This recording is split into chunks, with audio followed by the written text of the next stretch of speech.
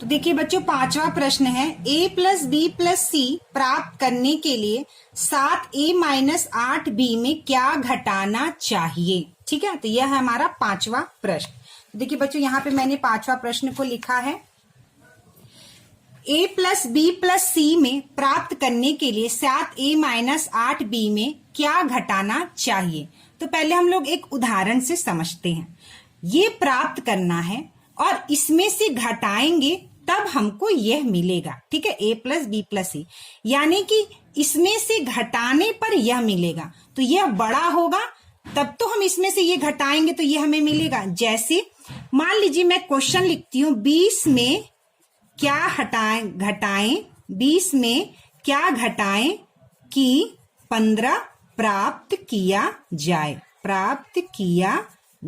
अगर मैं ये प्रश्न बोलती हूं, ठीक है, कि 20 में क्या घटाएं कि 15 प्राप्त किया जाए, या आप इसको ऐसे लिखिए, यह जो है इसके जगह मैं लिख देती हूं 15। क्या लिख दिया मैंने? 15। और यहां पे लिखा 15 प्राप्त करने के लिए, 15 प्राप्त करने के लिए, और मैं इसको लिख देती हूं यहां पर 20 में क्या घटाना चाहिए। तो आपको देखकर सीधे पता चल रहा है कि 15 प्राप्त करने के लिए 20 में क्या घटाना चाहिए। तो 20 में से अगर हम 5 घटा देंगे तो 15 हमें मिल जाएगा, यानी हमारा उत्तर इसके लिए क्या हो गया? 5। लेकिन अगर देखा जाए तो यह उत्तर प्राप्त करने के लिए अगर बड़ी संख्या हो और हमें घटाने में दिक्कत हो तो हम क्या करेंगे? इस 20 में से इस 15 को घटा देंगे। 20 माइनस 15 बराबर 5। तो यह हमारा उत्तर आ जाएगा। ठीक है, यानी बड़े में से छोटे को घटा देंगे तो हमारा उत्तर आ जाएगा कि 15 प्राप्त करने के लिए 20 में से हम 5 घटाएंगे तो हमें 15 मिल जाएगा। सीधा ये जो प्रश्न है, ऐसा ही प्रश्न ये वाला है। अब आप समझ गए होंगे कि प्रश्न क्या है। तो 7a माइनस 8b में क्या घटाना चाहिए। ठीक है, तो यानी कि यह जो व्यंजक है बड़ा है और यह व्यंजक जो है छोटा है। तो 7a माइनस 8b में हम यह घटा देंगे और जो हमारा उत्तर प्राप्त होगा वही हमारा उत्तर होगा कि 7a माइनस 8b में क्या घटाना चाहिए।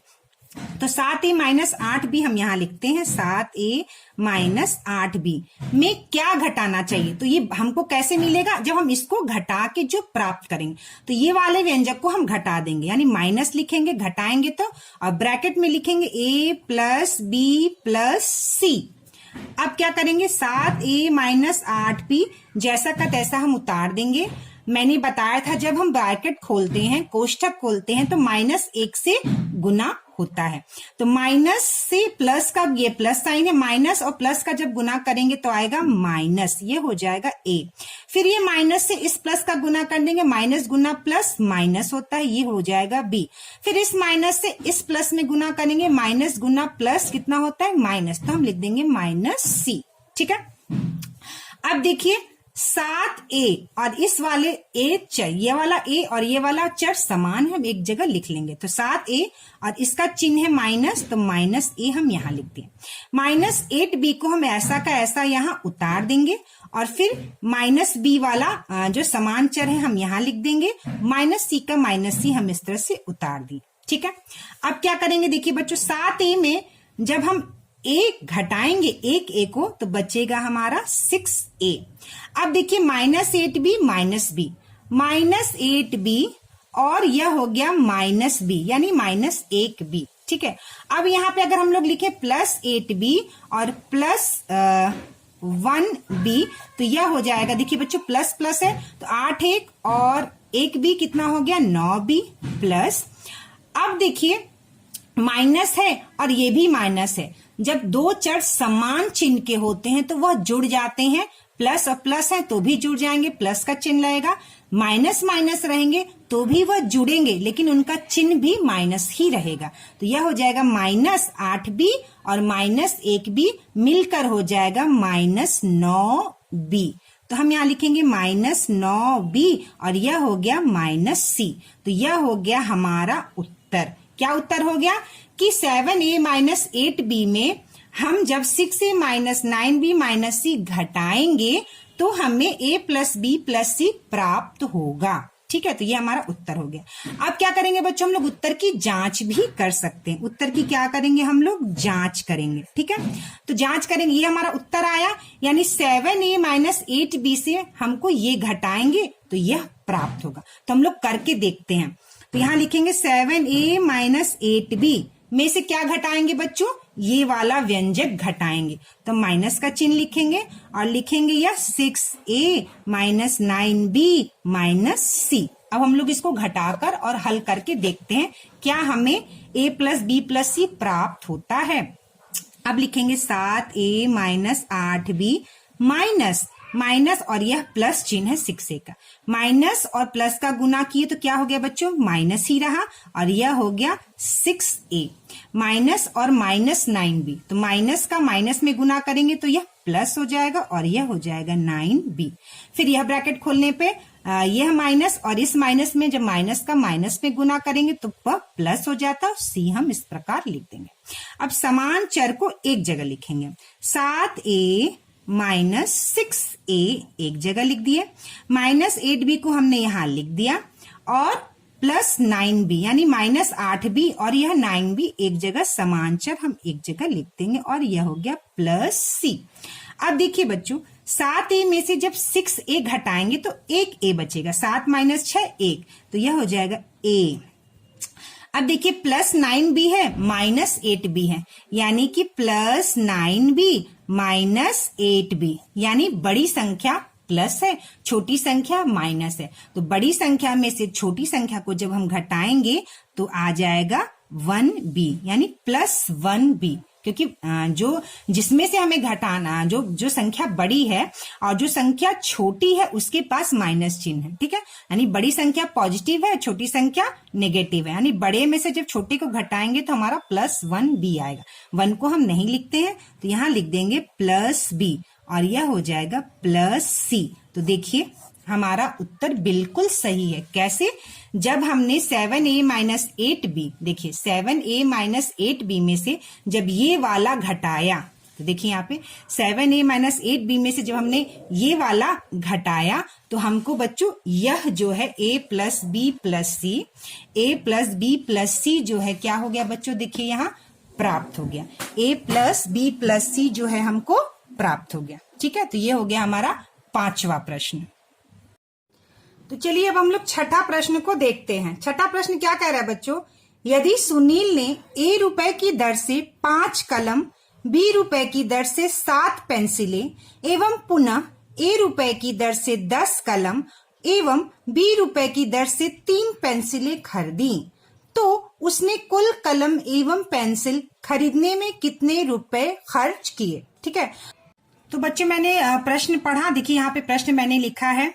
अब यदि सुनील ने a रुपए की दर से 5 कलम, तो देखिए बच्चों दर का यहाँ अर्थ होता है प्रत्येक का दाम, प्रत्येक का दाम। जैसे पहले मैं यहाँ उदाहरण लेती हूँ। क्या बच्चों, एक हम यहाँ उदाहरण लेते हैं। मान लीजिए एक कलम का दाम जो है वह 2 रुपए है। एक कलम का दाम 2 रुपए है, तो 5 कलम का दाम क्या होगा। तो हम क्या करते हैं बच्चों, सीधा सीधा 5 में 2 का हम इस प्रकार गुना कर देते हैं। 5 दूनी 10 रुपए हमारा आ गया, यानी 5 कलम का दाम 10 रुपए आ गया और हमने 2 में 5 का गुना कर दिया। ठीक है, उसी प्रकार देखिए यहाँ पे जो प्रश्न है a रुपए की दर से 5 कलम, यानी एक कलम का दाम a रुपया है। ठीक है, एक कलम का दाम a रुपया है, तो हम यहाँ पे लिखेंगे बच्चों एक कलम का दाम a रुपया है, तो 5 कलम का दाम कितना हो जाएगा बच्चों, 5 में 1 का गुना, 5 गुना a बराबर 5a रुपया। ठीक है, अब कह रहा b रुपए की दर से 7 पेंसिलें, यानी एक पेंसिल का दाम b रुपए है, तो हम यहाँ पे लिखेंगे बच्चों एक पेंसिल का दाम b रुपए है, तो 7 पेंसिल का दाम क्या होगा, तो हम यहाँ लिखेंगे 7 पेंसिल का दाम हो जाएगा 7 गुना b, 7 में गुना करेंगे b का, तो यह हो जाएगा 7b रुपए। ठीक उसी प्रकार कह रहा है पुनः ₹1 की दर से 10 कलम, यानी फिर से खरीदता है। तो 1 कलम का दाम जो है वह क्या हो गया बच्चों, ₹1 की दर से 10 कलम, यानी 1 कलम का दाम ₹1, तो 10 कलम का दाम निकालना है। तो 1 कलम का दाम ₹1 है, तो 10 कलम का दाम क्या हो जाएगा, 10 गुना A, 10 गुना A बराबर 10A रुपए। 10 में A का गुना कर दिए तो 10A रुपए आ गया। अब देखिए कह रहा है ₹20 की दर से 3 पेंसिल, यानी 1 पेंसिल का दाम ₹20। तो हम यहाँ पे लिखेंगे 1 पेंसिल का दाम जो है वह है ₹20। 1 पेंसिल का दाम ₹20 है, तो 3 पेंसिल का दाम हमें निकालना है। तो हम लिखेंगे 3 पेंसिल का दाम 3 गुना B, 3 गुना B, यह हो गया 3B रुपए। ठीक है, तो हमने सारे पेंसिल और सारे कलम का दाम निकाल लिया। तो पहला हमारा यहाँ पर आया बच्चों ₹5 रुपया, दूसरा ₹7B रुपया, तीसरा ₹10 रुपया और चौथा ₹3B रुपया। तो हमने दाम पूरा निकाल लिया चारों का। अब क्या करेंगे, हमें पूरे पेंसिल और पूरे पेन का दाम निकल गया। अब हम इसको कुल कितना खर्च हुआ, तो सारे रुपए, ये जो रुपए है सारे रुपए को क्या करेंगे बच्चों, हम लोग जोड़ देंगे। सारे रुपए को क्या करेंगे बच्चों, हम लोग जोड़ देंगे। तो क्या करेंगे, 5A plus 7B, 7B plus 10A, 10A plus 3B, 3B को हम जोड़ देंगे। ठीक है, क्या करेंगे, जोड़ देंगे। जोड़ देंगे तो 5A और 10A, यानी ए चर को एक जगह लिख लेंगे, समान चर को।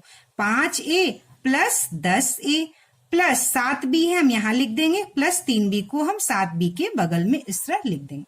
5A और 10A कितना हो गया बच्चों, 15A, और 7B और 3B, 7 और 3 10B। तो यह हमारा कुल खर्च निकल गया। तो 5A प्लस 10B रुपए जो है क्या हुए बच्चों, खर्च किए। ठीक है, तो यह हो गया बच्चों हमारे छठे वाले प्रश्न का उत्तर। यह हमारे छठे वाले प्रश्न का क्या हो गया बच्चों, यह उत्तर हो गया।